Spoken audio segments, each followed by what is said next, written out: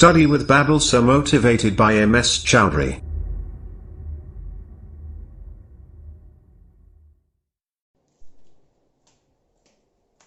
Hello friends, मैं नीलम चौधरी आज एक बार फिर से आपका अपने YouTube channel study with Baba sir में आपका स्वागत करती हूँ। तो अपन पढ़ रहे थे 10th क्लास की साइंस और उसमें अपन चैप्टर नंबर 6 पढ़ रहे थे रासायनिक अभिक्रियाएं एवं उत्प्रेरक। उसमें अपन ने अपनी 3 क्लास पहले हो चुकी है। कल अपन ने पढ़ा था मंद और तीव्र अभिक्रियाएं, फिर अपन ने पढ़ा था उत्क्रमणीय और अनुत्क्रमणीय अभिक्रियाएं, उसके बाद अपन ने देखा था ऑक्सीकरण अपचयन और अब अपन देखते हैं ऑक्सीकरण और अपचयन के आधार पर अभिक्रियाएं। उसके अपन ने पॉइंट लिख लिए थे कि 5 प्रकार की होती है। पहला ऑक्सीजन का संयोग और ऑक्सीजन का वियोजन। फिर सेकंड पॉइंट देखा था हाइड्रोजन का संयोग और हाइड्रोजन का वियोजन। फिर अपन ने देखा था धन विद्युती या विद्युत धनी तत्वों का संयोग और वियोजन। फिर अपन ने देखा था ऋण विद्युती या विद्युत ऋणी तत्वों का संयोग या वियोजन। फिर अपन ने देखा था इलेक्ट्रॉनों का आदान प्रदान। तो अपन पहले देखते हैं ऑक्सीजन का संयोग व ऑक्सीजन का वियोजन। O2 का संयोग व O2 का वियोजन।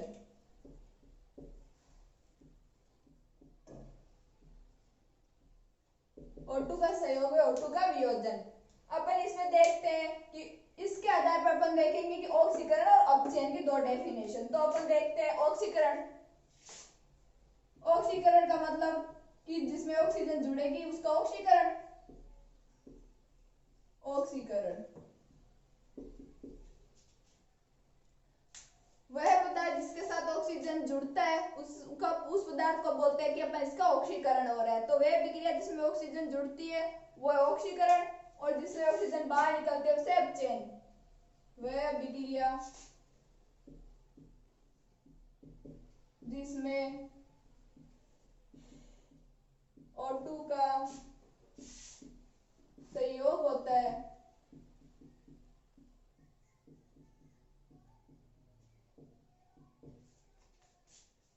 उसे ऑक्सीकरण अभिक्रिया कहते हैं।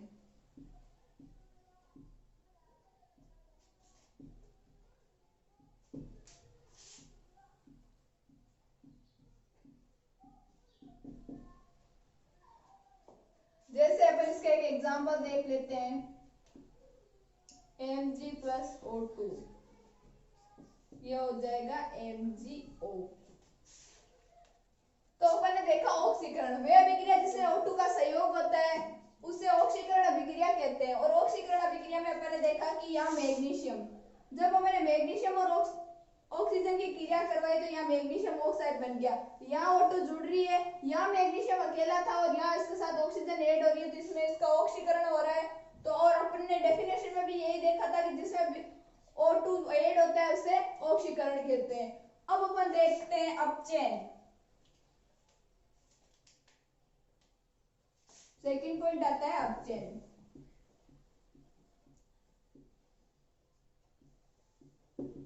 वह अभिक्रिया जिसमें O2 का निष्कासन होता है उससे अपन अपचयन कहते हैं। तो अपन देखते हैं इसकी डेफिनेशन। वह अभिक्रिया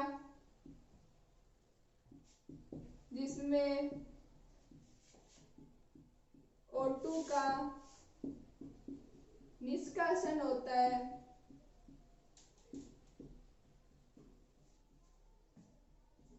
उसे अपचयन अभिक्रिया कहते हैं। अपचयन अभिक्रिया कहते हैं। अब अपन देखते हैं अपचयन अभिक्रिया का एक एग्जांपल। तो अपचयन अभिक्रिया में अपन यही एग्जांपल ले सकते हैं जैसे मैग्नीशियम ऑक्साइड। तो ये हो गया Mg+O2। तो इसमें O2 का निष्कासन हो रहा है तो ये हो गई अपचयन। वह अभिक्रिया जिसमें O2 का निष्कासन होता है उसे अपचयन अभिक्रिया कहते हैं। और यहाँ मैग्नीशियम ऑक्साइड, मैग्नीशियम के साथ ऑक्सीजन ऐड है और यहाँ मैग्नीशियम अलग और ऑक्सीजन अलग, ऑक्सीजन बाहर निकल रही है तो ऑक्सीजन का निष्कासन हो रहा है तो ये हो गई अपचयन अभिक्रिया। आप इसको नोट डाउन कर लीजिए। फिर अपन देखते हैं इसका सेकंड पॉइंट।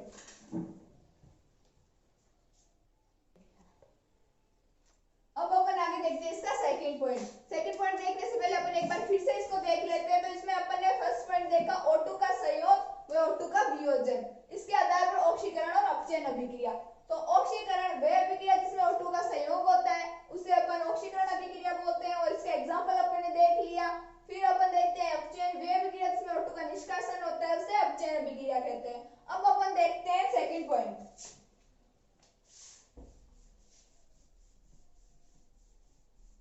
हाइड्रोजन का संयोग व हाइड्रोजन का वियोजन।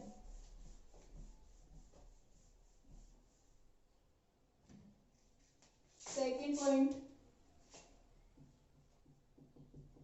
H2 का संयोग व H2 का वियोजन।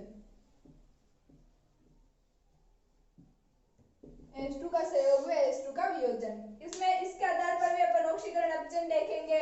तो देखते हैं अपन ऑक्सीकरण।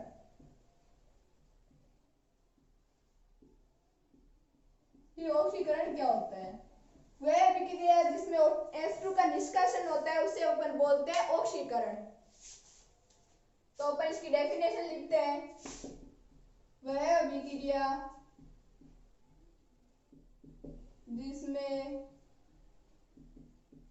H2 का निष्कासन होता है, क्योंकि पहले अपन ऑक्सीजन के आधार पर देख रहे थे और अपन अब हाइड्रोजन के आधार पर देख रहे थे, तो पहले यहाँ O2 आ रही थी और अब यहाँ H2 आ रहा है। वह अभिक्रिया जिसमें H2 का निष्कासन होता है उसे ऑक्सीकरण अभिक्रिया कहते हैं, उसे ऑक्सीकरण अभिक्रिया कहते हैं।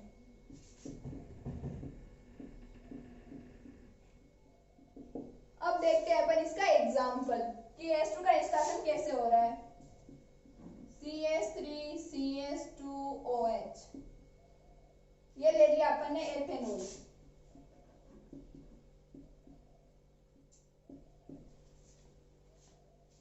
अब अपन देखते हैं कि यहाँ सिर्फ CH3COH, तो ये यहाँ बनेगा CH3CHO और ये H2 यहाँ बाहर निकल रहा है, तो ये बन गया एथेनेल।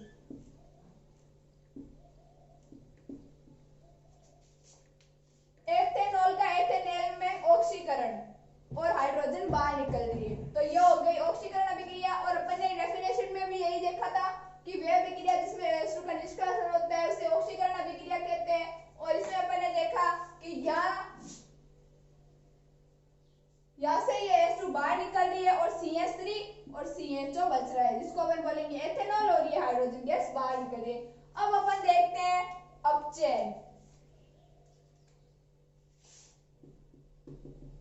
अपचयन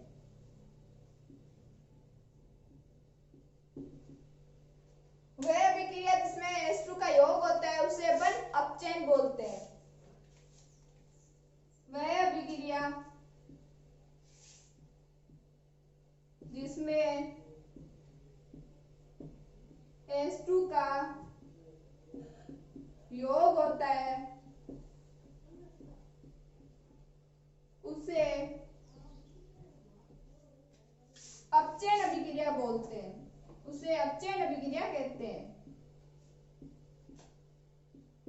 उसे अपचयन अभिक्रिया कहते हैं। अब अपन देखते हैं अपचयन अभिक्रिया का एक एग्जांपल।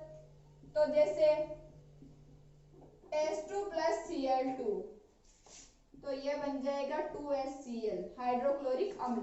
अब पहले देखा कि यहाँ हाइड्रोजन और क्लोरीन का योग हो गई, तो ये HCl हाइड्रोक्लोरिक अम्ल बन रहा है, तो इसमें H2 का योग हो रहा है, तो ये हो गई अपचयन अभिक्रिया। आप पहले इसको नोट डाउन कर लीजिए। फिर अपन देखते हैं इसका थर्ड पॉइंट। अब अपन देखते हैं इसका थर्ड पॉइंट, विद्युत धनी तत्व का संयोग में वियोजन। तो वह अभिक्रिया जिसमें विद्युत धनी तत्व का निष्कासन होता है उसे अपन बोलते हैं ऑक्सीकरण, और वह अभिक्रिया जिसमें विद्युत धनी तत्व का योग होता है उसे अपन बोलते हैं अपचयन। तो पहले अपन देखते हैं इसमें इसका थर्ड पॉइंट, विद्युत धनी तत्व का संयोग व वियोजन। विद्युत धनी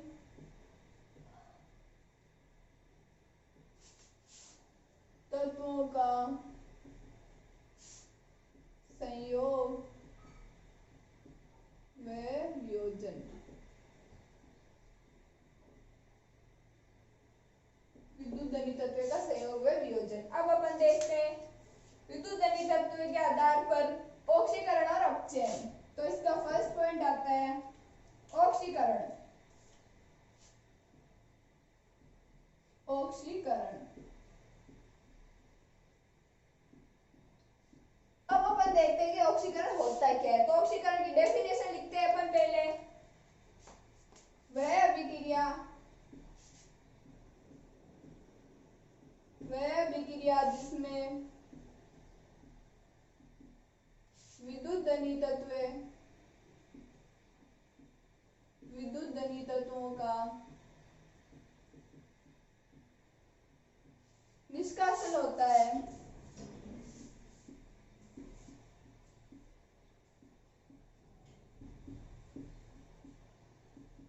उसे ऑक्सीकरण अभिक्रिया कहते हैं।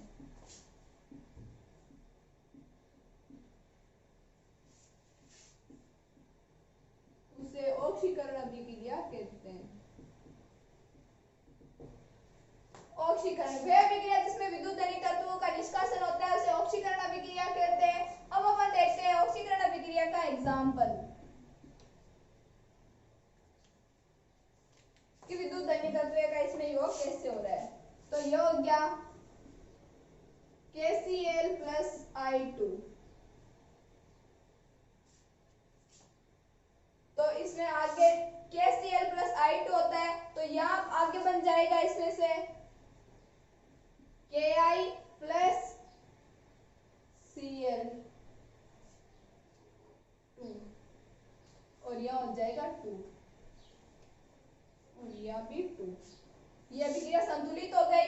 अब अपन देखते हैं यह अभिक्रिया जिसमें विद्युत धनी तत्व का निष्कासन होता है, उसे अपन ऑक्सीकरण अभिक्रिया कहते हैं। तो ऑक्सीकरण अभिक्रिया में अपन ने ले लिया KCl, KCl का I2 के साथ अपन जब अभिक्रिया करवाई तो ये 2 Ki और ये बन गया 1 Cl2। इसमें यह अभिक्रिया ऐसे नहीं, ये अभिक्रिया ऐसे होगी Ki प्लस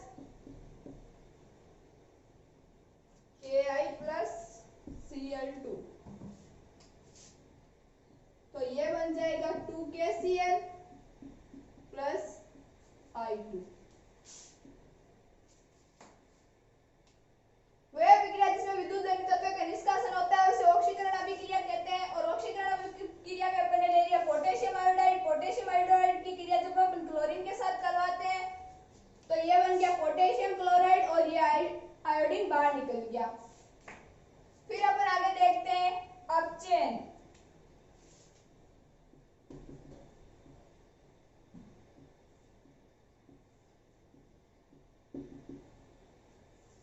वह अभिक्रिया जिसमें विद्युत धनी तत्वों का संयोग होता है, उसे अपन बोलते हैं अपचयन।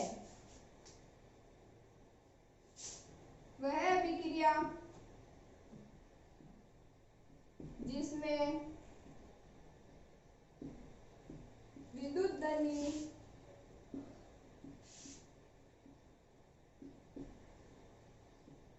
तत्वों का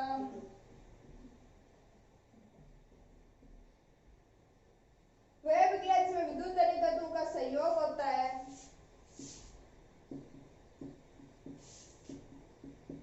उसे अपचयन अभिक्रिया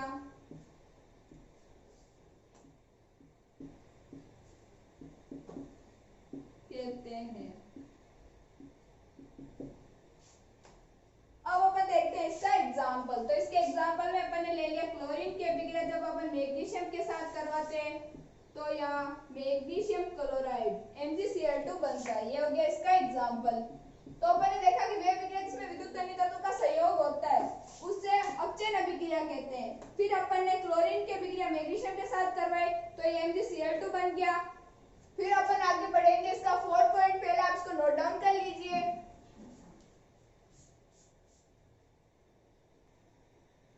अब अपन देखते हैं इसका 4th पॉइंट, विद्युत ऋण तत्वों का संयोग और विद्युत ऋण तत्वों का वियोजन।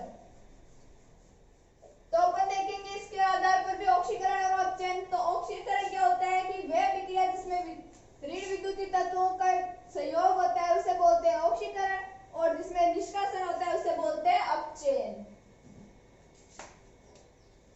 तो इसका 4th पॉइंट आ गया ऋण विद्युतीय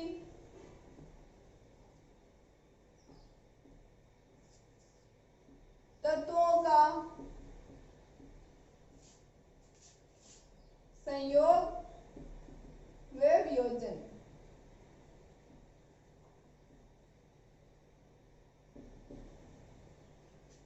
अब देखते हैं अपन ऑक्सीकरण।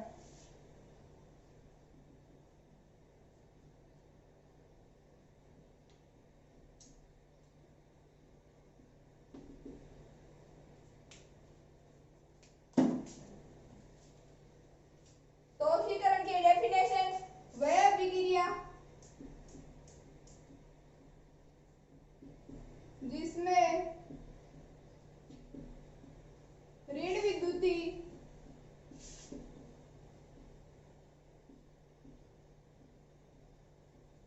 तत्वों का संयोग होता है,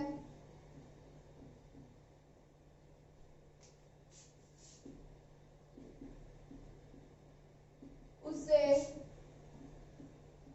ऑक्सीकरण अभिक्रिया कहते हैं।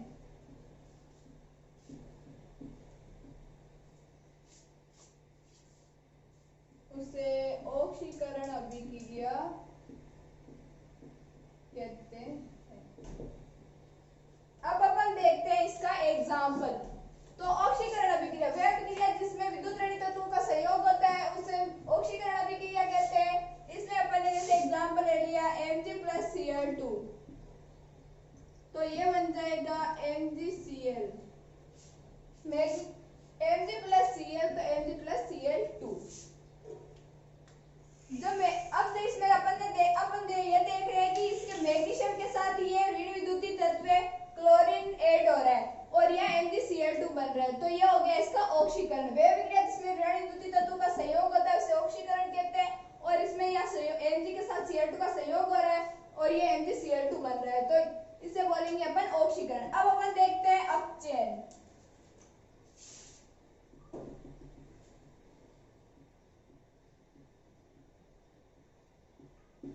वह अभिक्रिया जिसमें ऋण विद्युतीय तत्वों का निष्कासन होता है उसे अपचयन कहते हैं।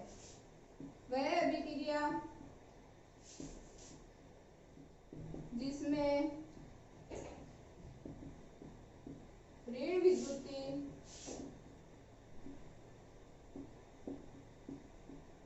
तत्वों का निष्कासन होता है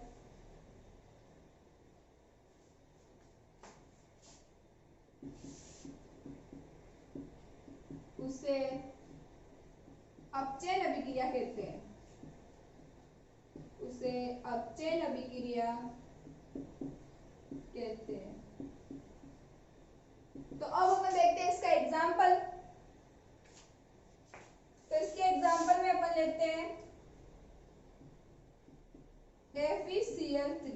जब FeCl3 की क्रिया अपन H2 के साथ करवाते हैं तो ये बन जाएगा FeCl2 और ये हो जाएगा HCl। अब अपन ये देखते हैं कि FeCl3 का FeCl2 में अपचयन हो रहा है, क्योंकि यहाँ Cl3 थे और यहाँ Cl2 है और एक Cl H2 के साथ जुड़ के हाइड्रोक्लोरिक अम्ल बना रहा है, तो इसका इसमें अपचयन हो रहा है और ऋण विद्युतीय तत्व एक Cl बाहर निकल रहा है HCl के साथ, तो ये हो गया अपचयन। अब आप पहले इसको नोट डाउन कर लीजिए, फिर अपन इसका लास्ट पॉइंट देखते हैं। अब अपन देखते हैं इसका लास्ट पॉइंट, इलेक्ट्रॉनों का संयोग व इलेक्ट्रॉनों का वियोजन। तो इलेक्ट्रॉनों के संयोग और वियोजन के आधार पर जब अपन ऑक्सीकरण अभिक्रिया देखते हैं तो वह अभिक्रिया जिसमें तत्व या परमाणु इलेक्ट्रॉन का त्याग करते हैं उसे बोलते हैं ऑक्सीकरण, और जिसमें ऑक्सीजन ग्रहण करते हैं या संयोग होता है, इलेक्ट्रॉन का संयोग होता है, उसे बोलते हैं अपन अपचयन। तो इसका लास्ट पॉइंट देखते हैं, इलेक्ट्रॉनों का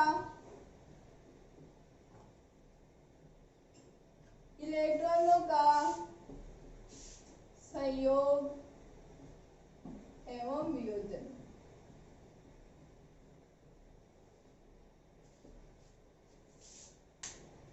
अब इसका फर्स्ट पॉइंट ऑक्सीकरण।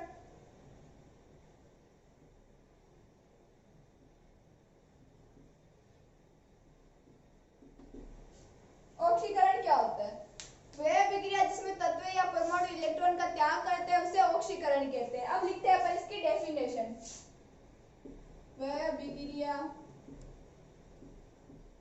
जिसमें तत्व या परमाणु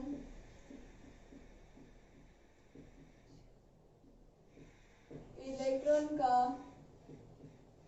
दान करते हैं या निष्कासन हो रहा है या इलेक्ट्रॉन का, उसे ऑक्सीकरण कहते हैं। उसे ऑक्सीकरण कहते हैं।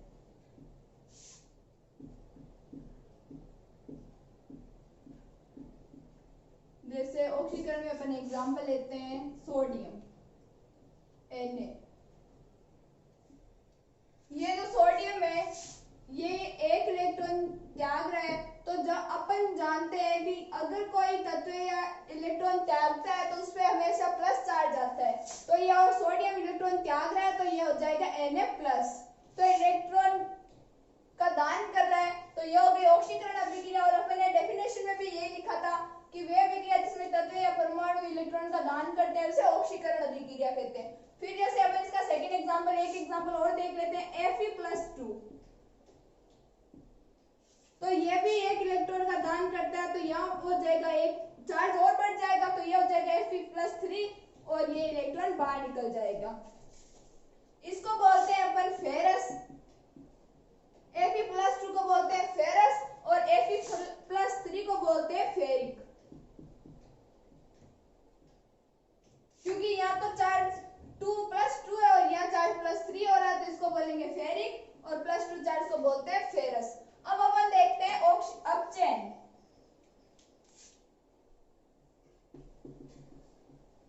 अपचयन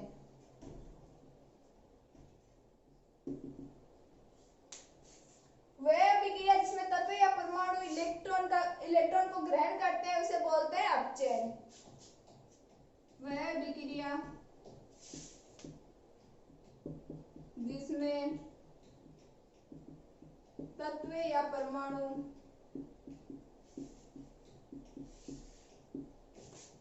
इलेक्ट्रॉन को ग्रहण करते हैं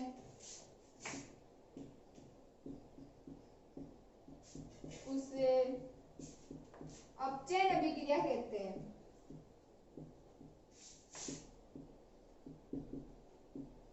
अब अपन देखते हैं अपचयन अभिक्रिया का एग्जाम्पल। तो जैसे अपन ने ले लिया क्लोरीन, ये एक इलेक्ट्रॉन को ग्रहण करेगा, तो अपन जानते हैं कि अगर कोई तत्व इलेक्ट्रॉन को ग्रहण करता है तो उस पर माइनस चार्ज आता है, तो इस पे यह हो जाएगा Cl-। यहाँ क्लोरीन में कोई चार्ज नहीं है, जब ये क्लोरीन एक इलेक्ट्रॉन को ग्रहण कर रहा है तो ये Cl- हो रहा है, क्योंकि जब भी कोई तत्व इलेक्ट्रॉन को ग्रहण करता है उस पर माइनस चार्ज आता है और जब कोई तत्व इलेक्ट्रॉन को दान करता है उस पर प्लस चार्ज आता है। अब अपन ने देख लिया इसके पांचों पॉइंट, आप इसको नोट डाउन कर लीजिए, फिर अपन पढ़ते हैं आगे।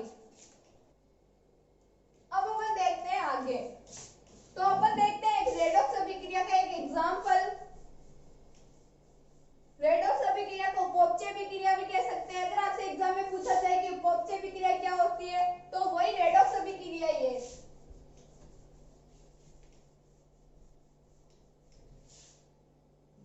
रेडॉक्स अभिक्रिया और रेडॉक्स अभिक्रिया मैंने पहले पढ़ ली। जब उपचयन उपचयन की क्रिया साथ साथ होती है तो उसे रेडॉक्स अभिक्रिया कहते हैं। अब देखते हैं अपन इसका एग्जांपल। तो जिंक प्लस कॉपर सल्फेट, जब जिंक की अभिक्रिया कॉपर सल्फेट के साथ करवाते हैं तो जिंक सल्फेट और कॉपर। और अपन जानते हैं, यहाँ अपन देख रहे हैं कि ये जो ZnSO4 है, जब ये टूटता है तो Zn+2 Zn पे +2 चार्ज आता है और SO4 पे -2 चार्ज आता है। यहाँ अपन ने देखा कि Zn की ऑक्सीकरण अवस्था 0 है और यहाँ Zn की ऑक्सीकरण अवस्था +2 हो रही है, तो इसमें प्लस साइन में बढ़ती हो रही है, तो यहाँ ऑक्सीकरण होता है। और यही अपन ने अभी देखा था,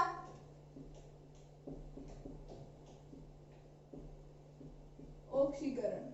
अभी अपन ने पहले ऑक्सीकरण का जब एग्जांपल देखा था लास्ट टॉपिक में इलेक्ट्रॉनों के आदान प्रदान में, तब भी अपन यही देख रहे थे कि जहां प्लस चार्ज ज्यादा हो रहा है उस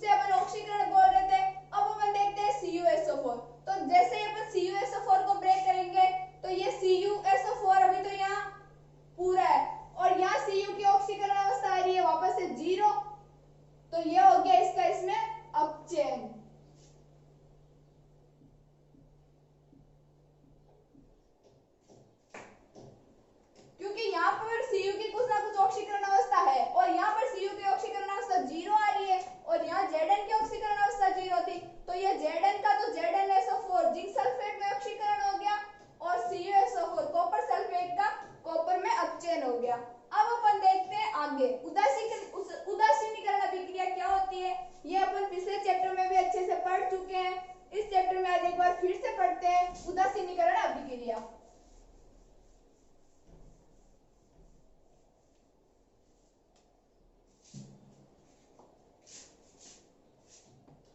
उदासीनीकरण अभिक्रिया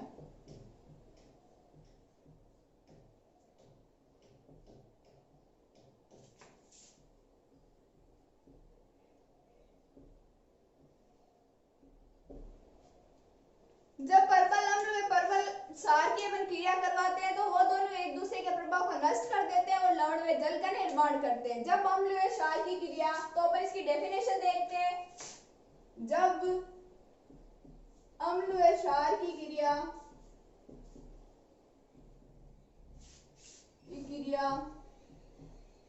एक साथ करवाते हैं,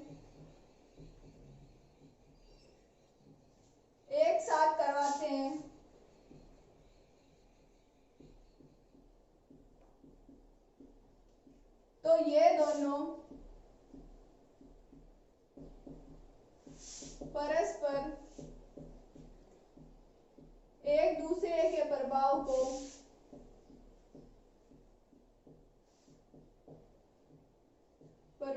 नष्ट कर देते हैं।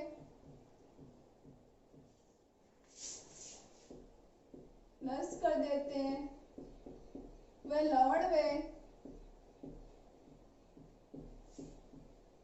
जल का निर्माण करते हैं। उसे अपन उदासीनीकरण अभिक्रिया कहते हैं। जब हम लोग क्षार की क्रिया एक साथ करवाते हैं तो ये दोनों परस्पर एक दूसरे का प्रभाव को नष्ट कर देते हैं। अम्ल क्षार के प्रभाव को नष्ट कर देता है और क्षार अम्ल के प्रभाव को नष्ट कर देता है और लवण और जल बनाते हैं। तो अपन देखते हैं, जैसे इसका एग्जांपल, जैसे अपन ने ले लिया हाइड्रोक्लोरिक अम्ल, ये हो गया अम्ल, और ये अपन ने ले लिया सोडियम हाइड्रोक्साइड क्षार। जब इन दोनों की क्रिया होती है तो लवण NaCl और ये H2O जल बनता है।